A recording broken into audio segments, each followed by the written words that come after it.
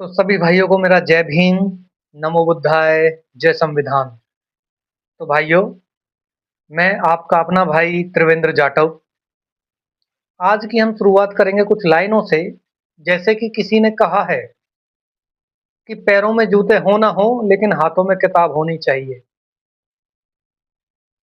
और इंसान का अंतिम लक्ष्य जो है अपनी बुद्धि का विकास होना चाहिए।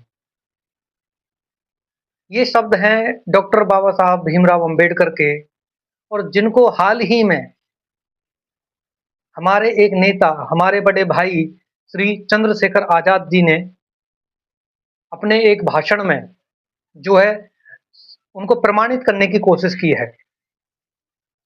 क्या आपने कभी देखा है, सुना है कि किसी नेता ने कहा हो कि भई आप मेरी रैली में मत आइए, आप घर जाकर पढ़िए, आप स्टूडेंट हैं।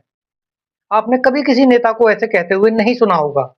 लेकिन हाल ही में हुई एक रैली में हमारे बड़े भाई श्री चंद्रशेखर आजाद जी ने किसी से कहा कि जितने भी बच्चे हैं वो सब अपनी घरों में पढ़ाई करें, रैलियों में ना आए, रैलियों में आने के लिए और लोग हैं।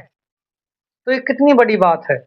ये दिखाता है कि जो अम्बेडकराइट, जो बाबा साहब के पद चिन्हों पे चलने वाले लोग हैं, वो किस तरह से अपने समाज की परवाह करते हैं, किस तरह से अपने समाज के बच्चों की परवाह करते हैं। और आप यकीन मानिए कि हमारे हिंदुस्तान को, हमारे भारत को ऐसे ही नेताओं की ज़रूरत है, जो कि उनकी समय की कीमत समझे, उनके जीवन का मूल्य जाने, कि किस तरह से जो बच्चे होते हैं, वो हमारे देश का भविष्य होते हैं, हमारे देश की अमूल्य निधि होती है।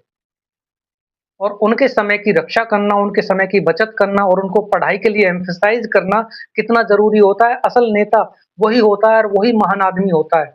और आप यकीन मानिए कि फ्यूचर में चल के हमारे भाई श्री चंद्रशेखर आज़ाद जी बहुत ऊँचे पदों पर, प्रतिष्ठित पदों पर, संवैधानिक पदों पर पहुँचेंगे।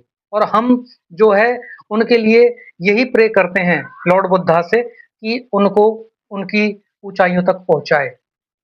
और इस देश के भविष्य के लिए वो काम करें और उनके युवाओं को जो है रोज़गार दें, एजुकेशन दें, हेल्थ दें, सब चीज़ के लिए जो है वो सुविधाएँ प्रोवाइड कराएँ। और ये तभी होगा जब हम एक अच्छे नेता को चुनेंगे। तो आप ऐसे नेताओं को चुनिए जो पढ़ाई पर जोर दें, एजुकेशन को सस्ती करें, शिक्षा को व्यापार ना बनने दें। जय भीम, नमो बुद्धाय, जय संविधान।